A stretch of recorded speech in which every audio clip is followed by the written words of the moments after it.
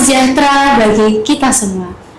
Puji syukur kita panjatkan kehadirat Tuhan Yang Maha Esa, karena hingga pada hari ini kita kembali nih pada episode membahas tentang Hari Raya Tubuh dan Darah Kristus di Ngobraks, Ngobrol bareng Saverius.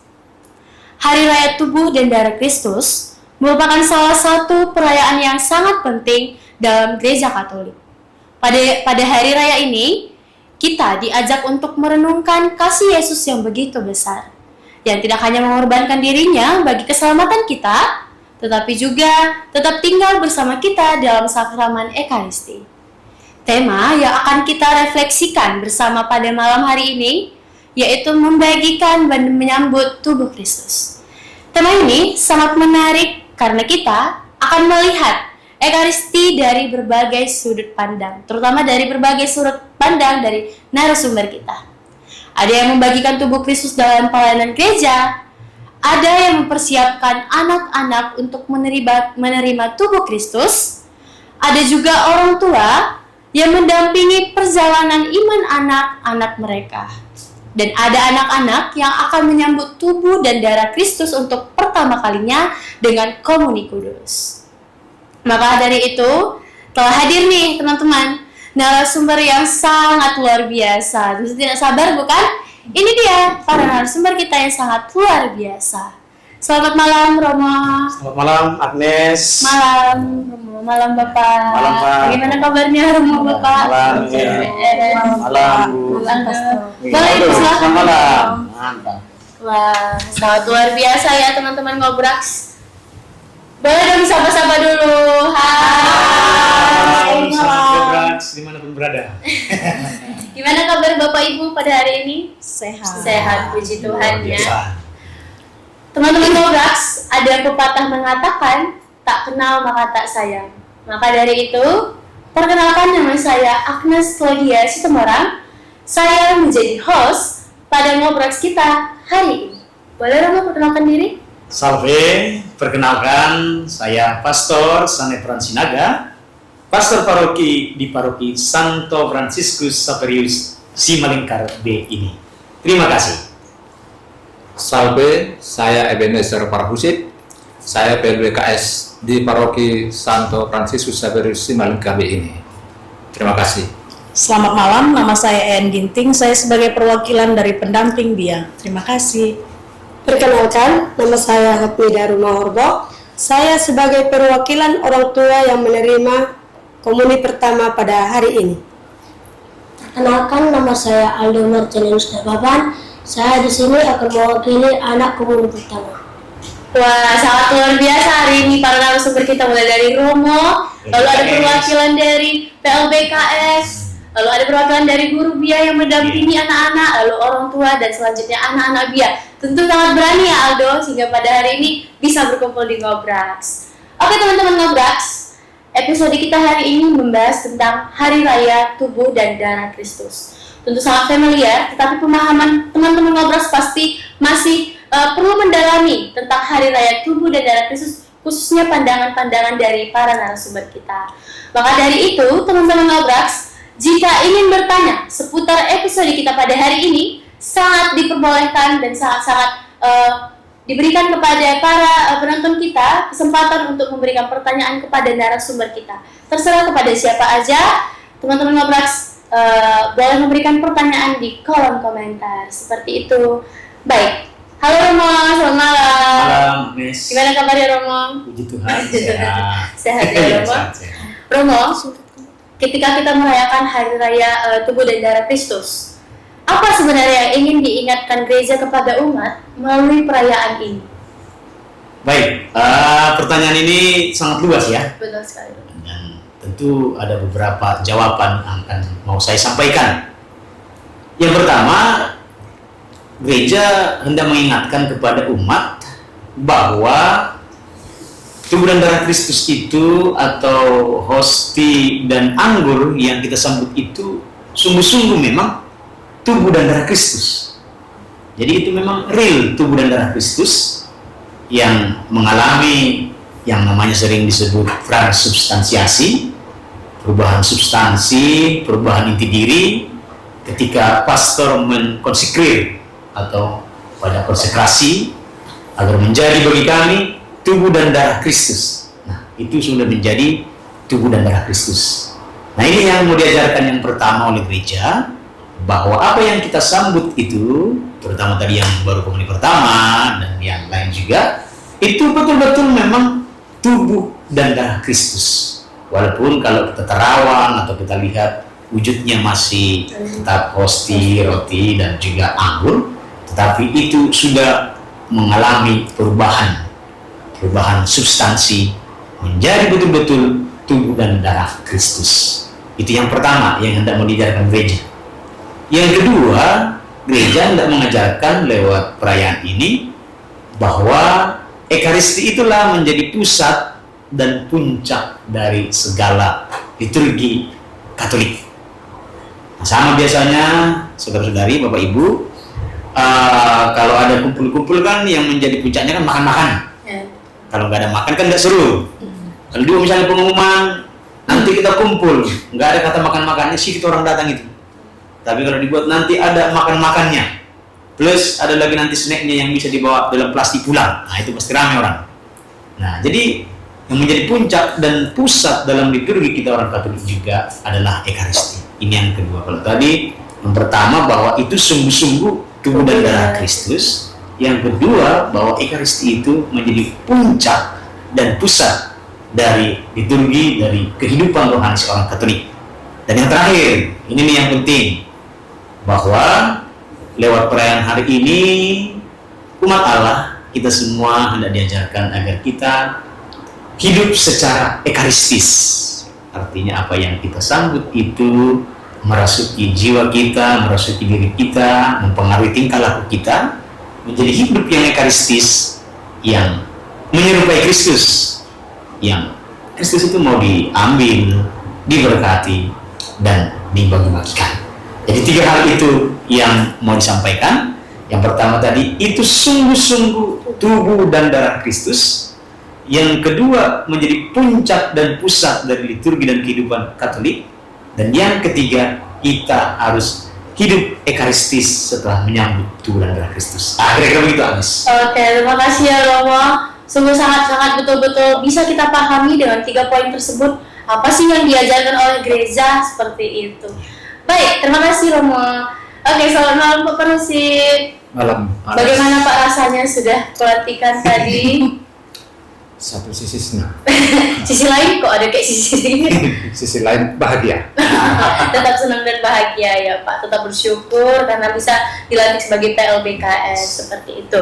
Baik Pak, setelah mendengar penjelasan dari Romo tadi tentang pentingnya Ekaristi, bagaimana sih perasaan Bapak ketika pertama kali mendapat kesempatan membagikan komuni kepada umat? Seperti yang tadi kita lihat, Bapak sudah membagikan komuni. Bagaimana sih perasaan Bapak? Boleh dulu dijabarkan seperti itu. Oke, baik. Terima kasih Agnes. Ya, juga sahabat Nopats. Memang hari ini adalah merupakan hari pertama saya ikut ambil bagian dalam pembagian hosti ataupun tubuh Kristus. Dan hari ini juga ditetapkan sebagai PLBKS atau yang dulu sering kita sebutkan dengan prodiakon. Nah, pertama kali saya sebenarnya senang dalam tanda kutip. Senangnya itu penuh dengan tanggung jawab. Karena seperti yang dikatakan Romo tadi, hosti itu adalah merupakan benar-benar tubuh Kristus. Jadi tidak sama seperti yang bagi makanan ataupun roti yang biasa. Jadi ketika saya tadi menerima siburi dari Romo, yang saya lihat pertama itu tubuh Kristus tadi, karena tidak bertumpuk. Nah, jangan sempat jatuh. Kalau tumpuk di atas. Nah, ini saya jaga betul. Nah, ternyata walaupun kita biasa tampil ke depan, di depan umum, ketika membawakan hosti ini untuk yang pertama kali, kita tetap ada gemetaran. Karena itu tadi tanggung jawab yang penuh. Goyang juga kan tadi, goyang juga. Itu kan goyang kali jadi. Tapi itu masih terjaga ya Pak. Masih aman terjaga. tadi. Iya. Jadi tadi saya bawakan, kemudian ke barisan yang menyambut. Nah, ketika membagi ini pun saya juga hati-hati. memilihnya itu supaya satu-satu. Ada pula yang lengket dia, double dia. Saya coba pisah, ada juga yang susah dipisah. Nah, ada tadi satu itu susah dipisah. Saya coba belakangan dia terus, saya ambil yang lain dulu. Caranya yang susah dipisah. Dapat 2 yang terakhir tadi. Nah, jadi yang ini karena saya pertama kali sangat hati-hati sekali menjaga sekali.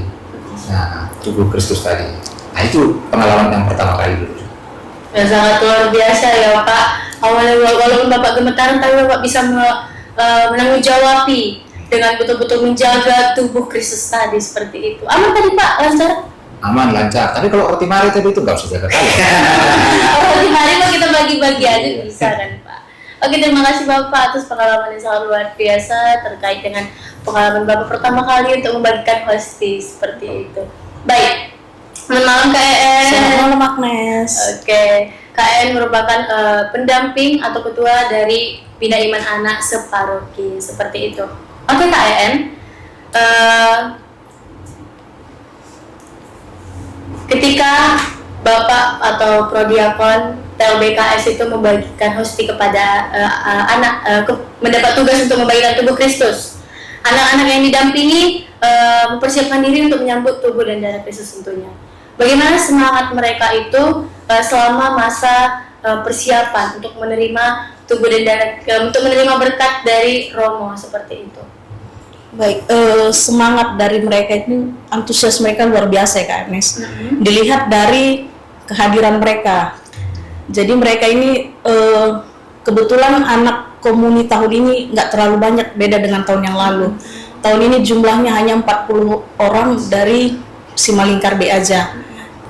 Semangat mereka, antusias mereka mulai dari pembelajaran yang ada 14 kali, mulai dari ujian mereka ini benar-benar kali ini tidak ada yang ujian ulangan. Jadi mereka memang betul-betul menghafal itu doa-doa yang para pendamping ajari, para suster yang mengajar, para romo atau para prater yang ikut mengajar. Jadi mereka betul-betul antusias lah bagaimana supaya mereka betul-betul Bisa menanggung jawab. ya, bisa ikut lulus. Dulu kan ada istilah lulus dengan tidak lulus. Iya, betul sekali. Jadi mereka betul-betul belajar giat supaya mereka bisa menyambut komuni pada hari ini. Berarti anak-anak komuni khususnya pada tahun ini mereka betul-betul antusias Pak ya. Tadi pun setengah jam sebelum mulai mereka udah di luar itu berdiri-dirikan Iya, dengan mahkota. Sampai Romo sulit mengagumkan saya karena mahkota yang kebesarannya. Oke, terima kasih Kak En. Betul-betul sekali anak-anak BIA khususnya di paroki kita itu sungguh-sungguh sangat antusias. Semoga kedepannya anak-anak BIA kita semakin bertambah ya Kak dengan antusiasnya seperti itu. Oke, selamat malam Ibu. Malam Kak Nes. Oke Ibu, sebagai orang tua khususnya orang tua dari Aldo, apakah semangat itu terlihat di rumah?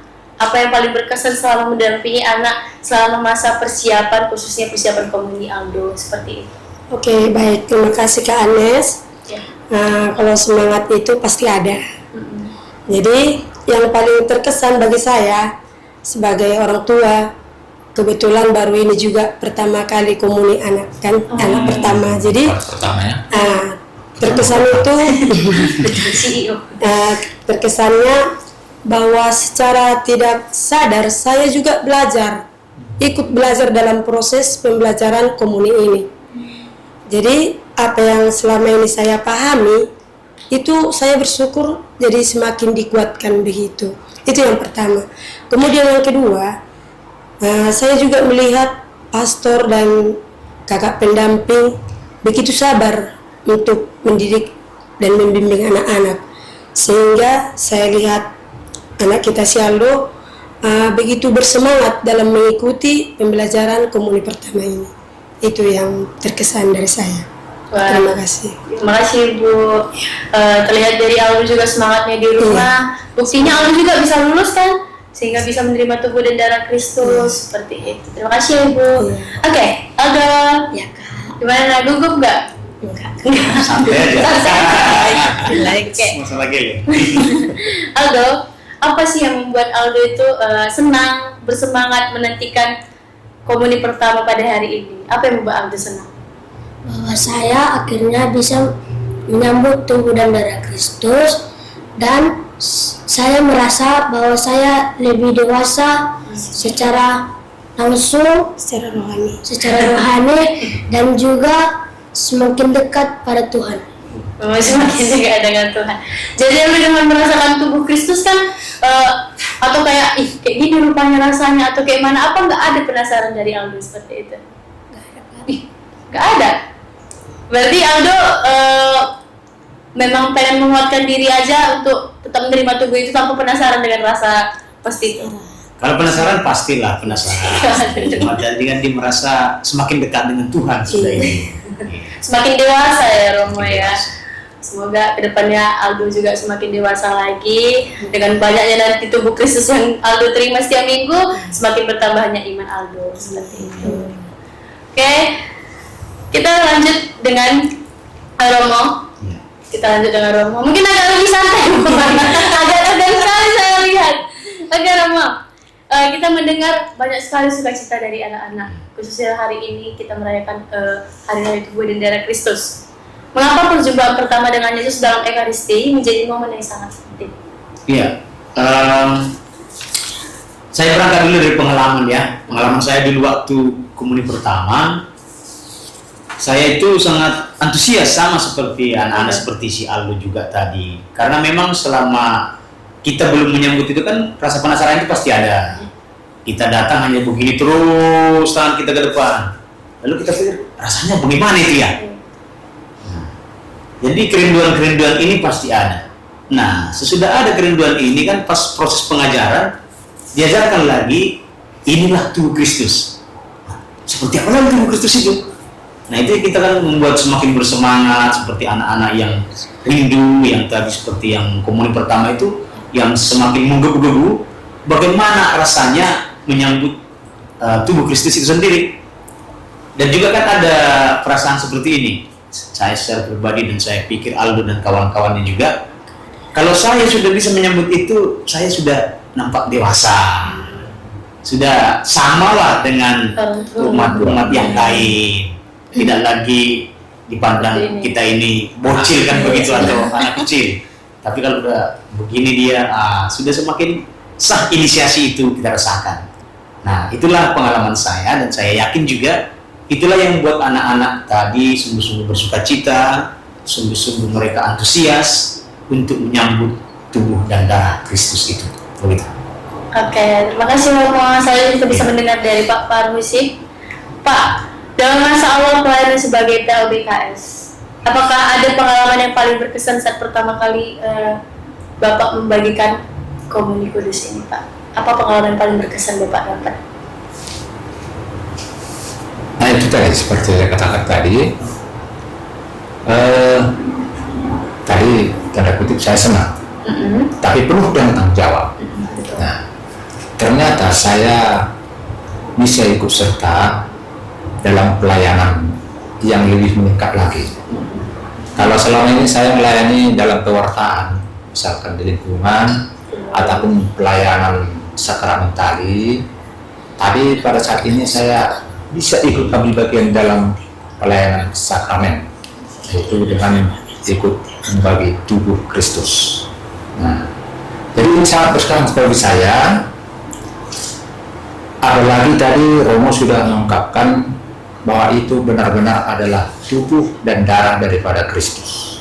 Nah, begitu senangnya kita bisa ambil bagian di sana, tidak hanya ikut mencicipi, menyambut, tetapi kita ikut berperan membagikan. Kata Romo tadi, dipanggil, diberkati, dan dibagikan. Dan saya pun ikut membagikan di sana. Nah, itu sangat berkesan sama saya. Betul sekali Bapak, walaupun baru pertama kali, tapi betul-betul sangat berkesan bagi Bapak, terutama dengan membagikan Komuni Kudus kepada umat-umat. Tadi ada bagi sama ibu, sama istri? Kebetulan istri saya tadi ambil Iya. Belum mungkin ngomong. Nanti jumpa mata. Iya. Aduh, kode-kodean pula ya Pak ya. Oke, selanjutnya kepada Kak EN. Kak, sebagai pendamping dia, apakah ada cerita atau pertanyaan dari anak-anak yang membuat kakak itu terkesan, tersenyum atau bahagia seperti itu? Selama saya jadi pendamping dia, untuk pertanyaan terkesan atau buat kakak pendampingnya terharu, nggak ada sih Kak Nes. Cuman mereka selalu bilang, kayak berapa hari yang lalu, hari Senin kalau saya nggak salah, ada anak-anak dia 2 atau 3 orang ngomong, Kak nanti kita nggak ketemu lagi dong di Minggu Gembira, kami kan udah gereja di gereja besar, jadi nggak ketemu lagi dong sama orang kakak, nggak seperti orang Dinda, Samuel kan itu biasa adik-adik yang suka gerak dan lagu kan, yang kita suruh di depan gitu.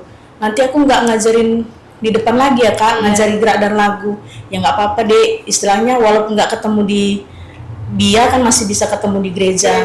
Tapi untuk kesan-kesan atau pertanyaan khusus dari mereka tidak ada. Tidak ada, cuman mereka betul-betul senang sebenarnya dia, karena pasti berat bagi mereka meninggalkan yang kita gerak dan lagu. Kalau kita di misa kan pasti lebih hening, harus lebih tenang. Kalau di dunia kan Pak, kita ada gerak dan lagunya. Kita pun kalau mau ngomong sama teman pun lebih leluasa seperti itu ya.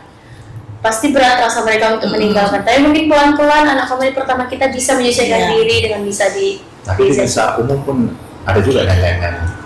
Lagi Romo. Iya betul sekali, apalagi saat rumusan khotbah ya Pak ya. Ada juga nanti awalnya berat, terakhirnya juga biasa. Jadi biasa. Betul, nanti pelan-pelan terbiasa seperti itu. Oke Ibu, sebagai orang tua dari Aldo, biasanya ada banyak persiapan menjelang komunitas pertama. Tentu sangat banyak. Apakah ada momen tertentu yang membuat Ibu merasa bahwa anak-anak benar-benar memahami arti dari Ekaristi? Baik Kak Anes, kalau saya perhatikan tadi, ya saya melihat tadi bahwa anak-anak betul-betul memahami bagaimana cara menyambut komun itu. Saya lihat mereka berjalan dengan khusyuk, terus mereka menundukkan kepala dan memberi hormat, serta mereka dengan tegas mengatakan amin dengan keyakinan mereka masing-masing. Dengan yakin mereka mengatakan amin gitu. Itu yang Ibu lihat dari keyakinan dari anak-anak seperti itu ya. Zaman kita dulu anak nggak gitu Bu ya? Kebetulan saya dari Protestan dulu Pak. Oh sama. Jadi menikah dengan Bapak Isaldo baru masuk Katolik.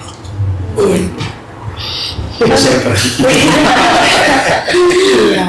Tentunya mereka juga pasti Bu ada pembelajaran itu juga pasti diajari oleh Romo, pembina, bagaimana sih cara menyambut yang benar, bagaimana cara sikap duduk, bagaimana kita tangan kiri di atas, tangan kanan di bawah, kita hormat, kita mengucapkan amin, betul-betul mereka realisasikan dengan baik seperti itu. Oke, Aldo, selamat malam Aldo. Selamat malam Kak. Nggak gugup Aldo, nggak gugup lah pasti. Masih semangat kan Aldo? Masih Kak. Masih. Oke Aldo, dari semua pelajaran yang Aldo dapat, tentu kan beberapa kali kita ada belajar setiap minggu sebelum dilantik seperti itu. Apa yang Aldo ingat tentang Yesus dalam Ekaristi? Yang saya ingat tentang Yesus dalam Ekaristi adalah kehadirannya yang nyata dalam rupa roti dan anggur. Singkat tapi jelas ya Romo. Kehadiran nyata dalam rupa roti dan anggur seperti itu. Seperti yang dikatakan Romo tadi bahwasanya roti dan anggur itu betul-betul jelas tubuh dan darah Kristus seperti itu. Aldo mau pastor nanti.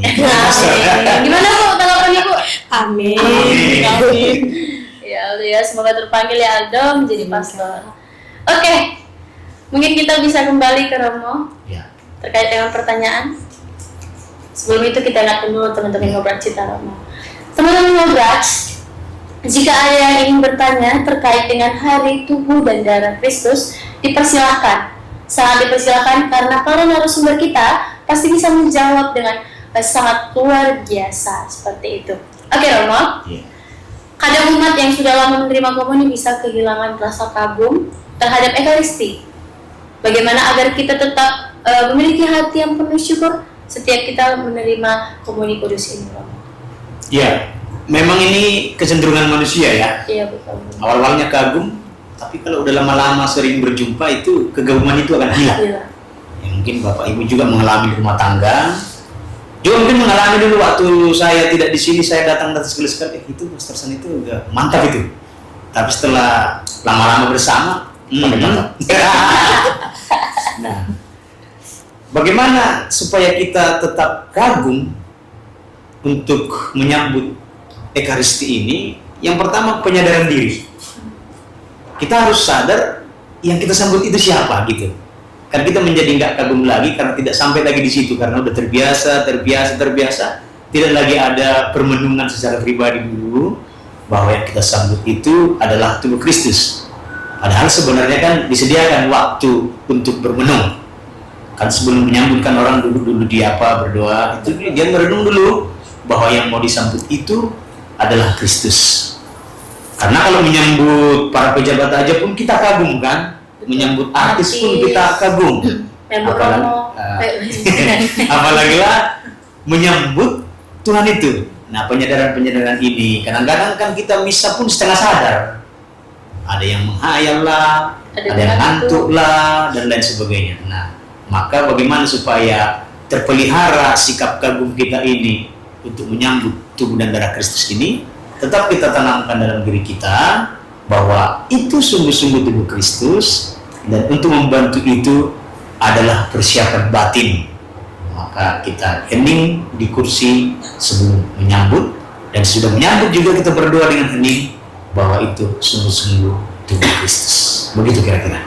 Baik Romo, terima kasih Romo. Berarti kita betul-betul harus merenung, mempersiapkan batin kita sebelum menerima tubuh Kristus. Seperti itu ya Romo. Baik, selanjutnya kepada Bapak Perhusip. Bapak, setelah Bapak menerima, setelah Bapak beberapa waktu menjalani pelayanan ini, khususnya hari ini, apakah ada hal baru yang Bapak sadari tentang Ekaristi yang sebelumnya belum Bapak rasakan seperti itu? Tentunya ada. Kalau selama ini kan saya menyambut. Iya Bapak. Hari ini saya ikut membagikan. Nah, ini suatu hal yang baru juga ini sama saya. Karena yang saya bagi itu tadi adalah tubuh dan darah Kristus. Seperti yang saya katakan tadi, betul-betul saya harus menjaga. Nah, seperti kata Romo tadi, untuk menyambut perlu waktu hening dulu, mempersiapkan diri untuk menyambut daripada kehadiran Kristus dalam tubuh Kristus dalam hosti. Maka saya pun membuat juga persiapan batin untuk membagi.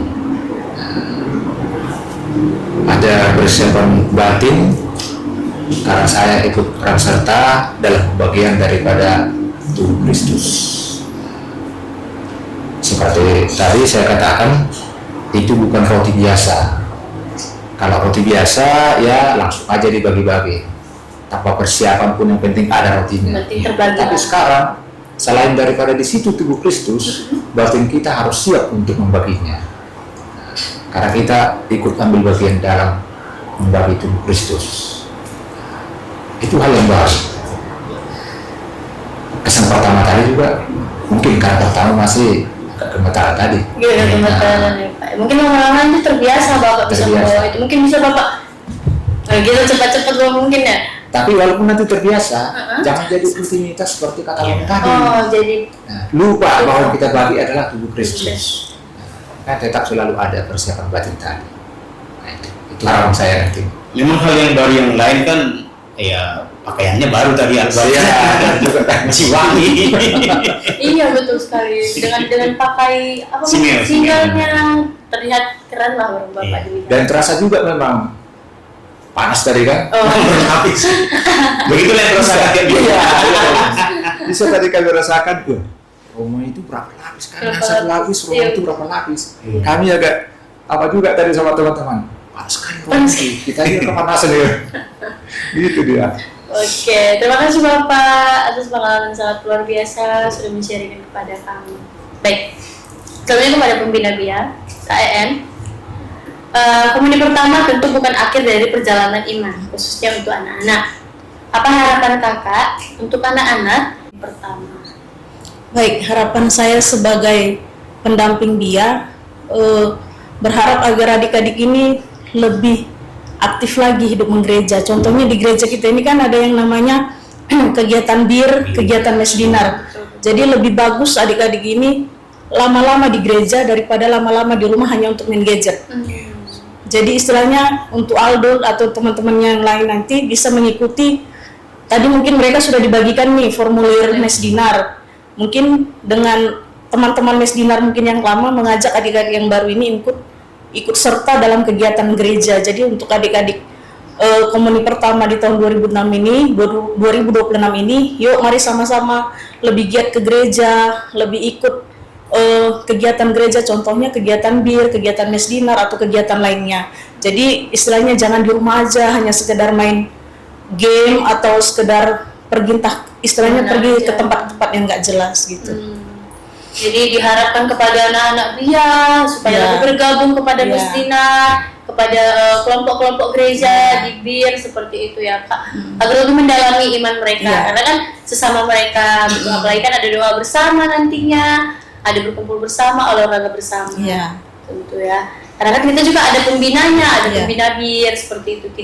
Tidak pasti ada pengawasan dari orang tua langsung seperti itu ya. Dan mereka juga lebih banyak teman kan nanti. Lebih banyak teman. Positif lah. Positif. Kegiatan positif lah ini yang dilakukan seperti itu ya Kak. Dan kalau bisa ya gabung dengan tim kreatif paroki kan, itu harus lagi konsos. Kita menerima siapa aja kan Romo ya. Mungkin menerima yang ada batas usianya Romo. Kalau dia punya skill ya tidak ada batasannya. Gitu. Tidak punya skill. Oke, terima kasih kepada KEN sudah menyampaikan dan sudah memberikan harapan kepada anak Bia yang sudah dilantik menjadi komuni pertama pada hari ini. Selanjutnya kepada Ibu Aldo, sebagai orang tua, bagaimana Ibu berencana terus mendampingi anak agar tetap bertumbuh dalam iman setelah komuni pertama? Baik, terima kasih Kak Anes.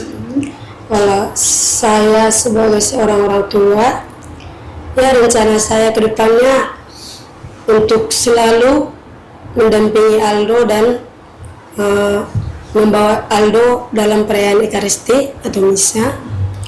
Kemudian saya akan mendukung Aldo sepenuhnya mengikuti pelayanan-pelayanan di gereja seperti yang dikatakan Kak En tadi, ada mis dinar, ada bir. Jadi saya akan mendukung itu sepenuhnya, saya sebagai orang tua. Dan saya sudah katakan juga sama Aldo, setelah nanti siap komuni pertama langsung masuk bir gitu. Dan tadi sudah mendapatkan formulirnya, bersyukur juga. Itu berarti Aldo ini nanti kedepannya calon mis dinar ya. Berarti Ibu calon pastor kan?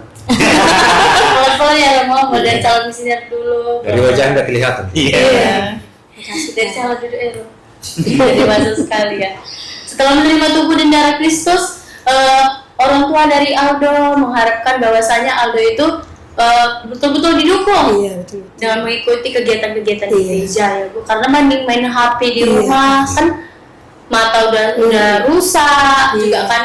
Kita nih fokusnya ke handphone kan. Sebintilan mata itu. Mau bilang ada gambarannya tapi.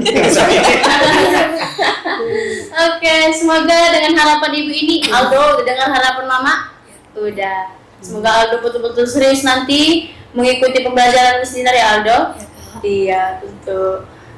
Pada saat usia-usia seperti ini mau agak-agak lebih rentan harus diawasi seperti itu ya Bu ya. Karena kan harus betul-betul diarahkan seperti itu.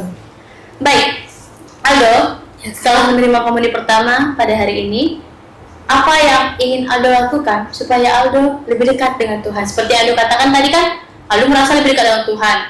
Apa yang ingin Aldo lakukan supaya memang betul-betul semakin dekat dengan Tuhan? Seperti itu. Saya akan melakukan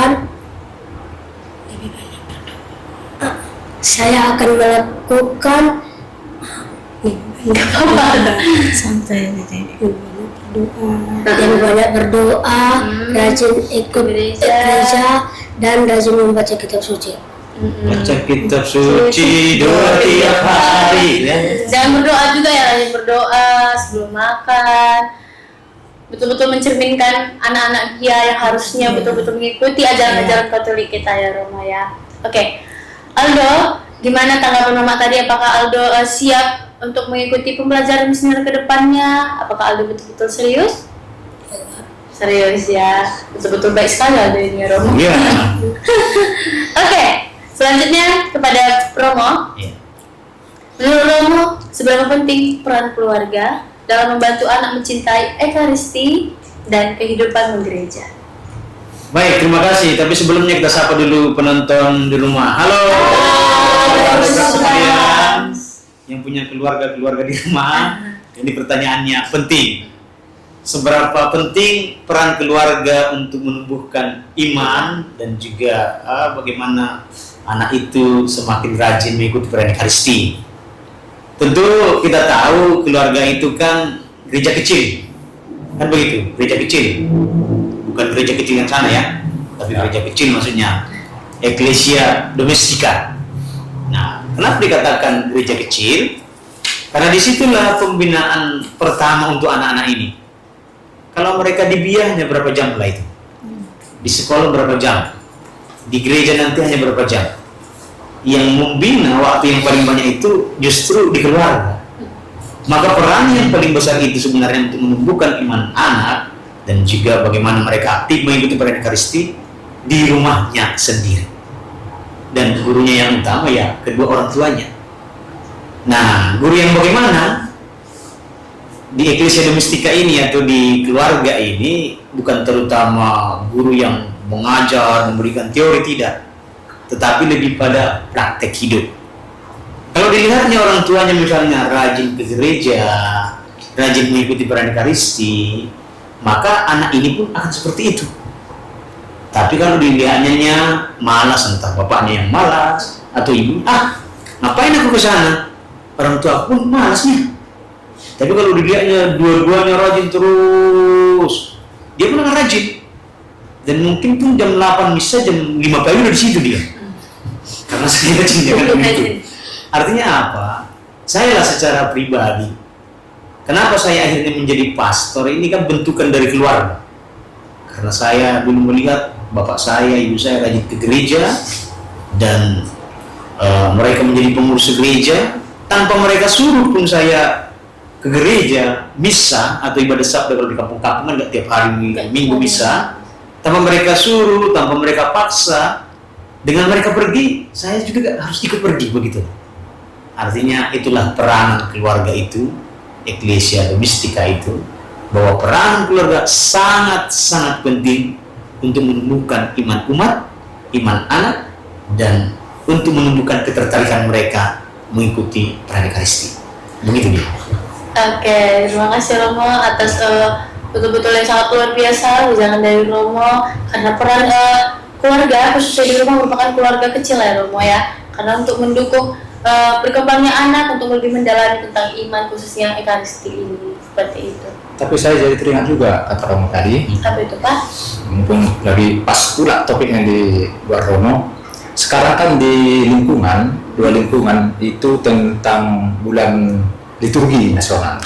Nah, jadi materinya itu adalah tentang anak-anak, liturgi untuk anak-anak. Nah, jadi di sana memang diingatkan peran daripada orang tua untuk membina anak mengikuti liturgi, apalagi di gereja. Ada trik-trik bagaimana supaya anak itu memang betul-betul mengikuti liturgi. Nah, sering ada yang silap para orang tua itu dengan ayat yang mengatakan biarkan anak-anak itu datang kepadaku. Jadi dia orang tua kadang menggunakan ayat ini supaya tidak melarang anak-anak ke gereja. Memang betul, nggak dilarang ke gereja, harus mengikut Yesus, kan gitu. Nah, cuman perlu diingat mengikut Yesus itu bagaimana. Nah, sering orang tua ini kalau misalkan anaknya ribut, yang dikasih apa? Kasih handphone, main game di bawah kursi itu, gitu. Nah, main game situ biar tenang. Nah, ini kan nggak betul lagi mengikut Kristus. Tidak fokus kan? Iya, nggak fokus. Nah, yang seperti ini nggak bisa nanti mengikuti liturgi dengan baik, dan makna liturgi itu pun tidak akan dapatnya. Saya yakin Aldo ini, saya lihat dari tadi,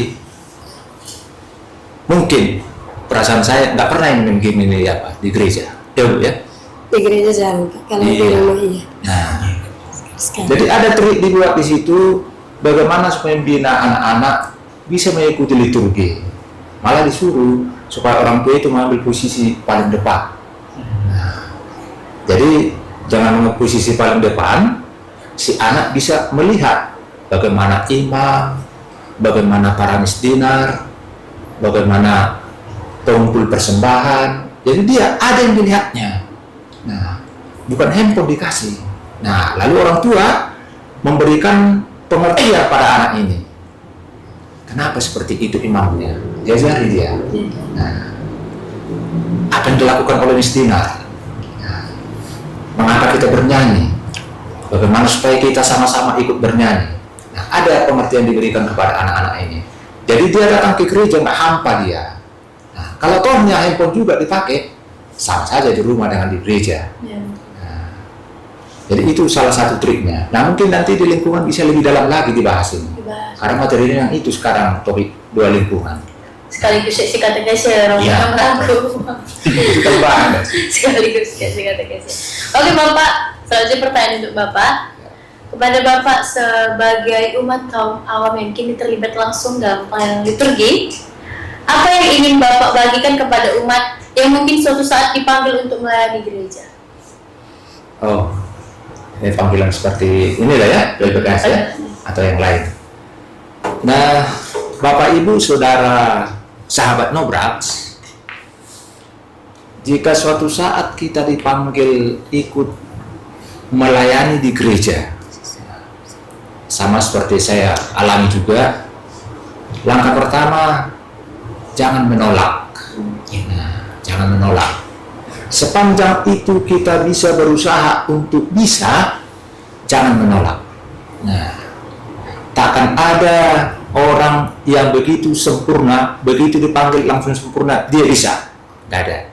Sama juga kami para PLDKS kemarin, pengalaman saya ditelepon sama Romo, kebetulan saya lagi kerja, telepon saya, selamat pagi Bapak, Prosit, selamat pagi Romo. Ada ini, kami rapat di PPH, Bapak ditunjuk ini salah satu calon anggota PLDKS. Bagaimana menurut Bapak? Saya harap Bapak bisa. Nah, itu kalimat yang betul. Nah,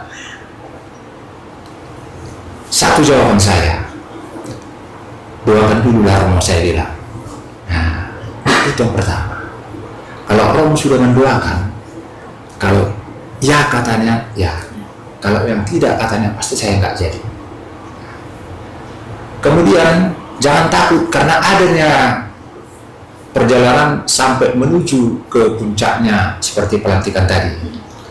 Kami itu ada setelah saya jawab Romo, kira-kira minggu berikutnya muncul grup WA, grup PLDKS. Di sana ada jadwal pendampingan pembelajaran calon PLDKS. Wah, ada rupanya pembelajarannya. Iya. Nah, tanggal-tanggalnya ada, pembelajarannya, pembinanya dari Departemen Agama dan juga parokus kita. Nah, saya lihat apa saja pelajari, ada wah hal menarik ini. Kebetulan saya menarik untuk pelajari tentang kekatolikan ini. Mungkin karena ini masih kekatolikan saya. Ada rasa terbuka. Ingin Nah, tahu lebih yang seperti itu ya Pak. tidak pasang perisai kita buka supaya bisa masuk gitu ya. Jadi saya lihat sana. Oke, siap. Kami ikuti ini pelatihan-pelatihan ini. Dan selama pelatihan ini ada hal-hal baru yang kita temukan. Walaupun selama ini kita ketahui, tapi dengan pembelajaran ada rupanya yang baru. Contoh misalnya, piatikum misalnya. Nah, itu kan ada yang tugas PLDKS mengantar komuni kudus ke orang sakit. Nah, rupanya beda dengan piatikum. PLDKS nggak bisa membuat piatikum, hanya pastor, imam, dengan uskup yang boleh. Oh, beda rupanya piatikum dengan pembagian komuni suci yang biasa. Piatikum itu apa? Nah, ada pelajaran di sana. Itu contohnya, dan hal-hal lain lagi. yang ada di sana. Jadi untuk calon-calon pelayan ketika dipanggil, jangan dulu langsung menolak. Ikuti aja dulu prosesnya. Dan jangan takut, kita tidak akan sendirian. Tuhan pasti menyertai. Sepanjang kita masih mau memberi diri, pasti disertai. Itu sebagai harapan saya dari teman-teman, saudara-saudara yang sahabat Ngobraks, kalau suatu saat dipanggil jadi pelayan. Harus siap lah dipanggil Tuhan. Harus siap. Nah, jadi pelayan, Pak. Jadi pelayan.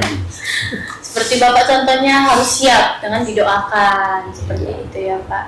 Oke, selanjutnya kita masuk ke sesi keempat, refleksi dan harapan.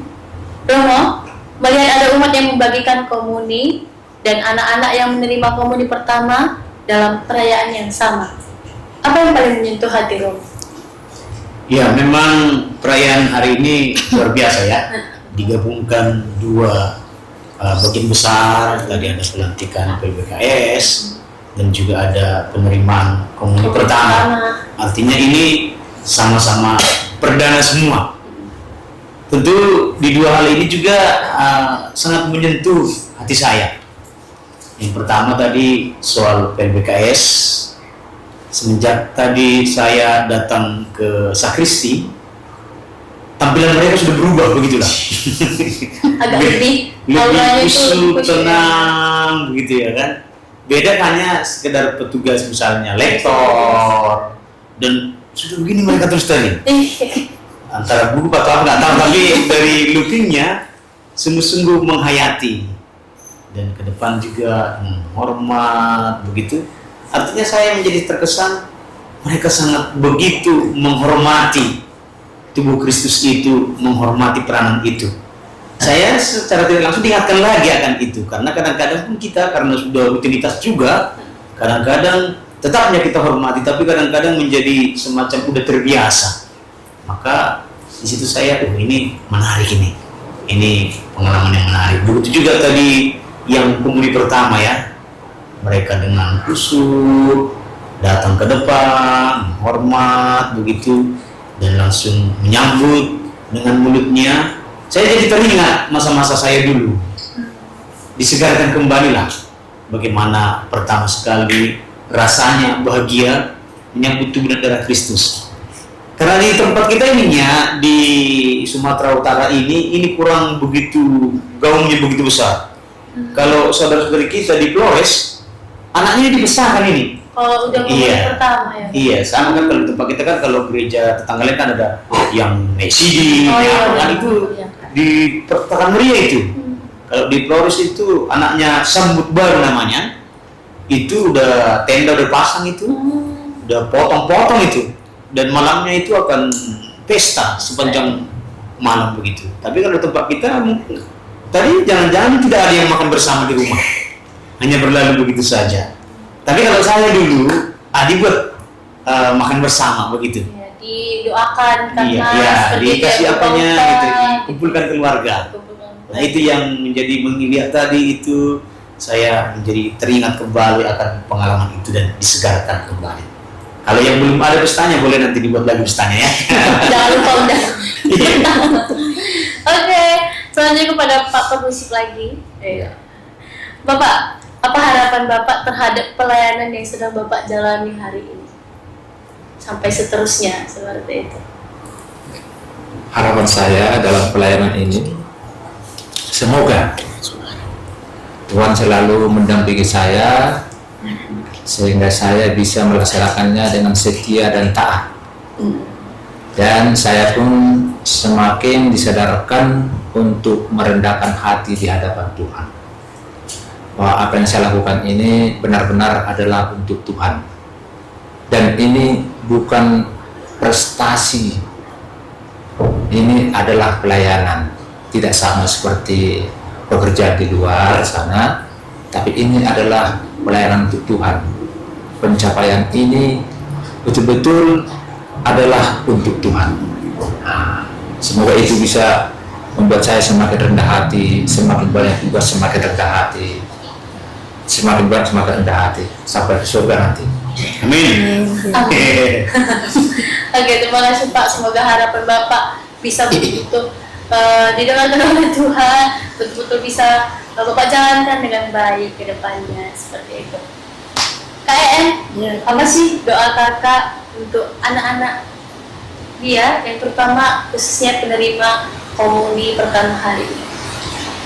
Doa saya untuk adik-adik komuni pertama hari ini, semoga mereka lebih aktif menggereja, rajin berdoa, lebih mendekatkan diri kepada Tuhan dan ikut kegiatan-kegiatan yang ada di gereja. Oke, terima kasih Kak. Semoga doa kakak betul-betul bisa dikabulkan Tuhan. Semoga anak-anak dia kita betul-betul bisa kedepannya lebih aktif lagi di gereja kita. Semakin banyak umat kita seperti itu. Oke Ibu, apa harapan terbesar Ibu untuk perjalanan iman anak khususnya Aldo ke depannya? Ya, harapan terbesar saya sebagai orang tua, semoga kedepannya anak saya memiliki iman yang tulus, yaitu percaya sepenuhnya pada Injil Tuhan tanpa keraguan-raguan atau kebimbangan, sepenuhnya percaya pada Injil Tuhan.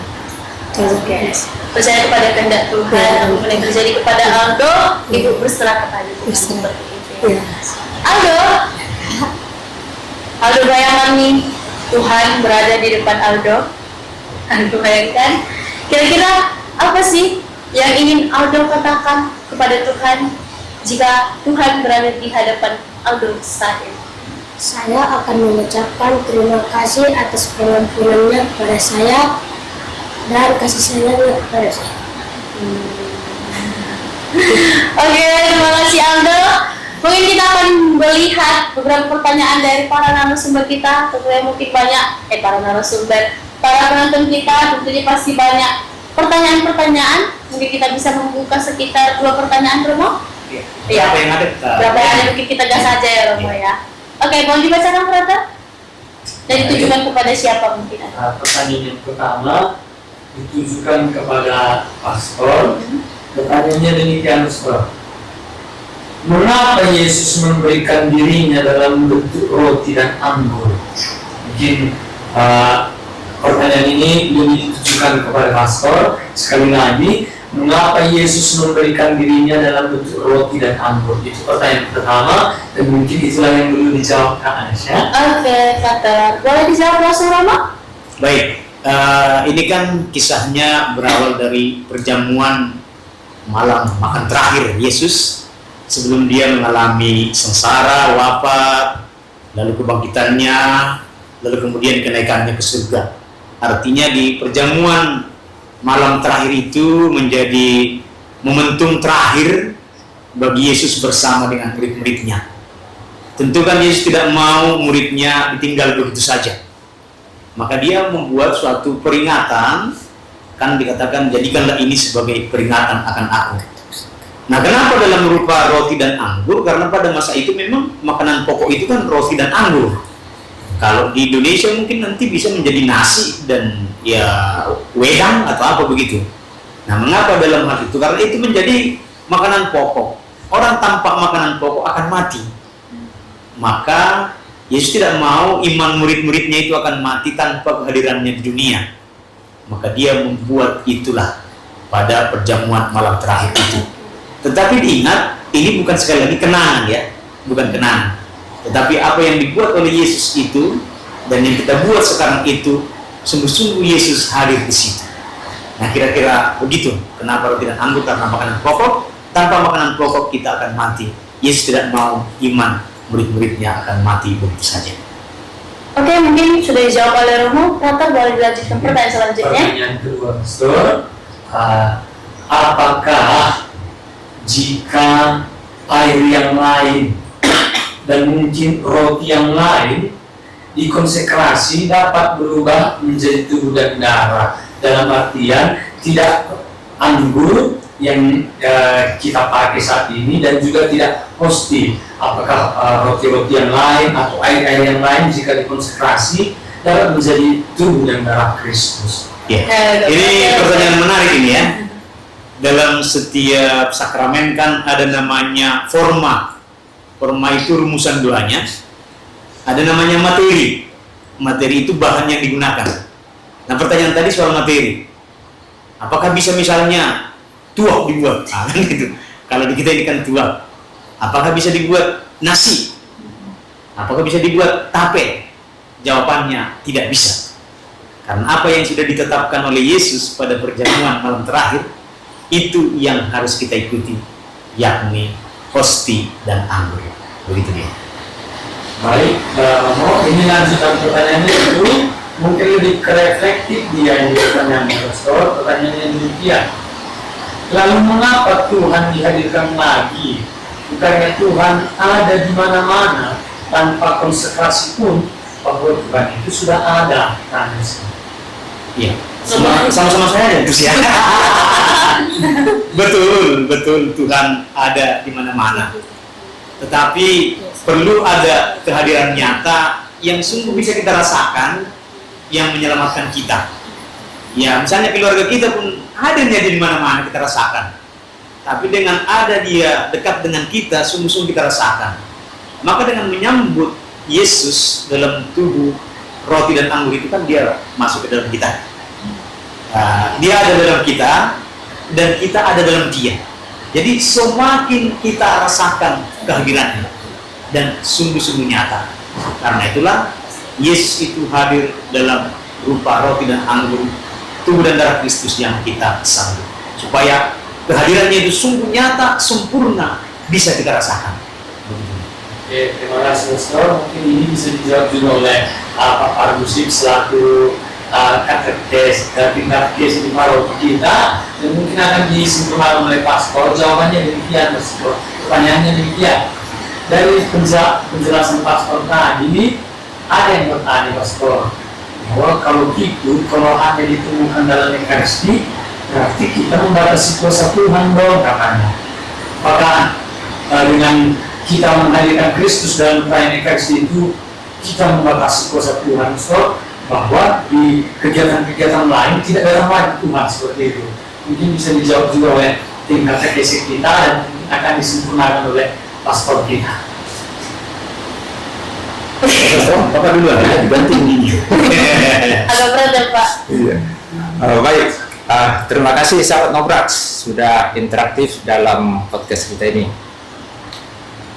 Seperti apa yang dikatakan oleh pastor kita tadi, bahwa dalam Ekaristi itu adalah menghadirkan Tuhan dalam wujud nyata. Menghadirkan Tuhan dalam wujud nyata. Bukan membatasi kuasa daripada Tuhan hanya dalam Ekaristi. Tadi pastor bilang bahwa di mana-mana ada keluarga kita.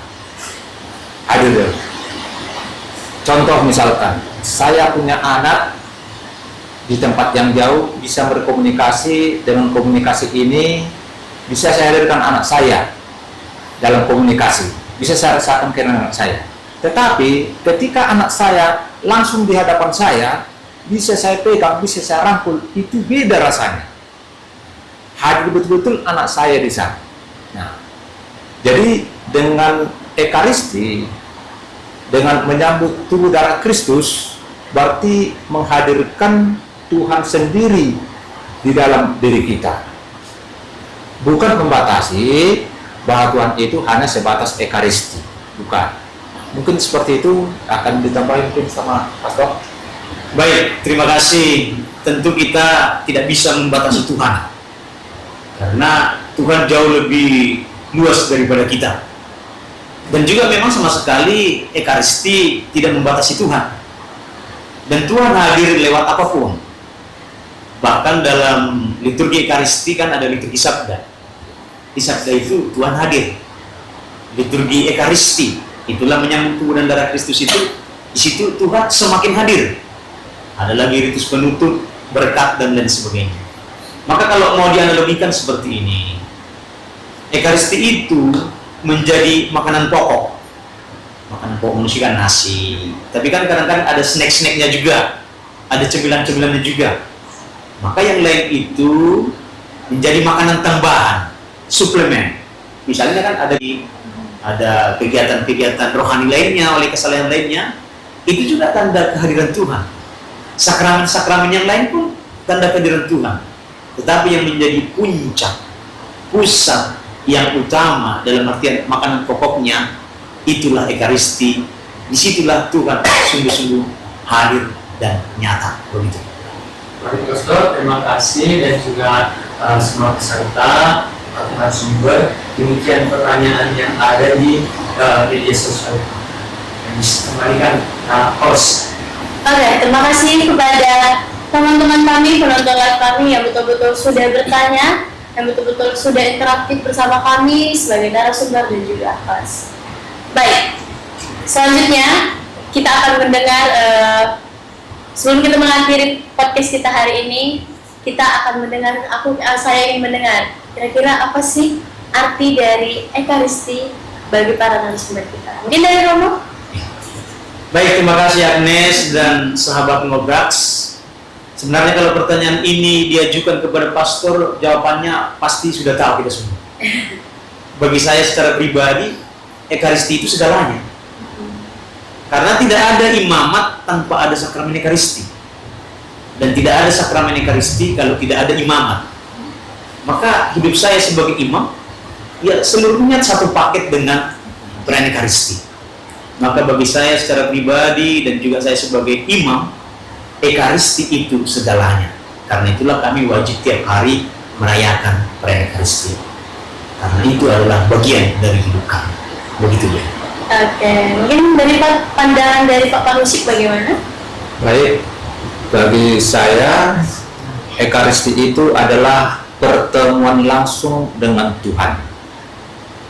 Melalui pertemuan menyambut tubuh Kristus, maka saya bertemu menyambut langsung Kristus di dalam hidup saya.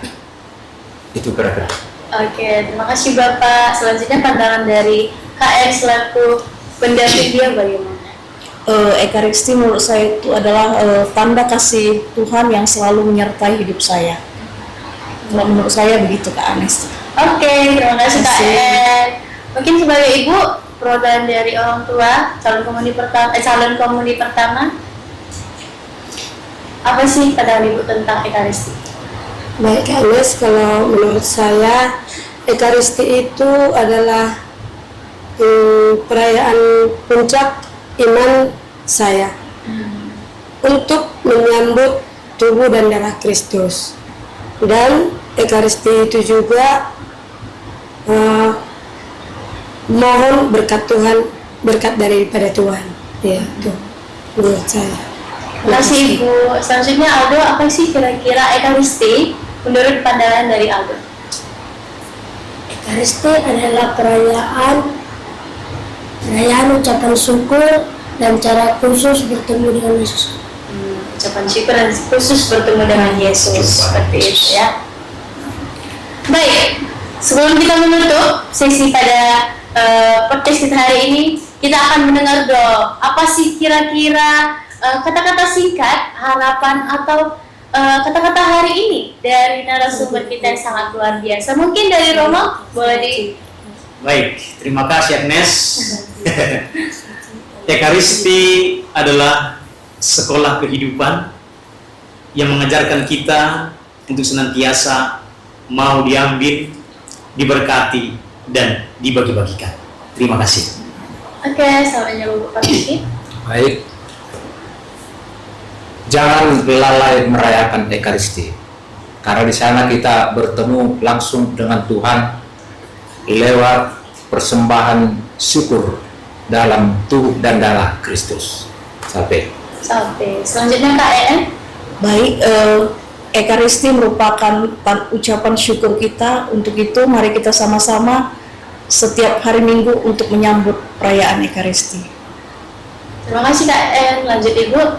Kata-kata hari ini, jadilah orang tua yang senantiasa bertanggung jawab terhadap iman anak dan selalu mendukung pelayanan-pelayanan anak yang menggereja. Terima kasih. Selanjutnya kepada Aldo. Jadilah anak-anak yang rajin berdoa, rajin membaca kitab suci, dan rajin beribadah. Terima kasih. Terima kasih. Tepuk tangan dari kita. Baik, terima kasih kepada para narasumber kami, kepada Romo San Efren Sinaga, kepada Bapak Pak Husip, kepada KEN, kepada ibu dari orang tua Aldo, lalu kepada Aldo. Semoga melalui perayaan hari ini, hari tubuh dan darah Kristus, kita semakin mencintai Ekaristi, semakin setia mengikuti perayaan misa, semakin menyadari bahwa Yesus Kristus selalu hadir beserta kita. Saya selaku host pada malam hari ini mengucapkan terima kasih juga kepada teman-teman penonton Ngobraks kami. Teman-teman jangan lupa nonton di Ngobraks, ngobrol bareng Saveus. Tuhan Yesus memberkati. Dadah.